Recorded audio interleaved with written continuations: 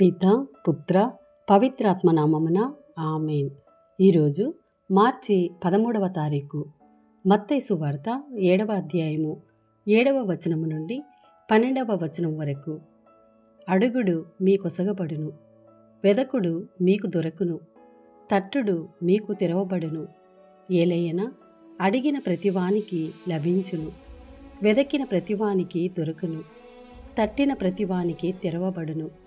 కుమారుడు రొట్టెనడిగినా మీలో ఎవడైనా వానికి రాయినిచ్చునా? చేపనడిగినా పామునిచ్చునా? మీరెంత చెడ్డవారైనను మీ పిల్లలకు మంచి బహుమానములిచ్చుట మీకు తెలియను కదా. పరలోకమందున్న మీ తండ్రి అడిగిన వారికి ఇంకెట్టి మంచి వస్తువులనిచ్చునో ఊహింపుడు. ఇతరులు మీకేమి చేయవలెనని మీరు కోరుదురో దానిని మీరు పరులకు చేయుడు. ఇదియే మోషే ధర్మశాస్త్రము, ప్రవక్తల ప్రబోధము. ఇది ప్రభుని వాక్కు. సర్వేశ్వరునికి వందనములు.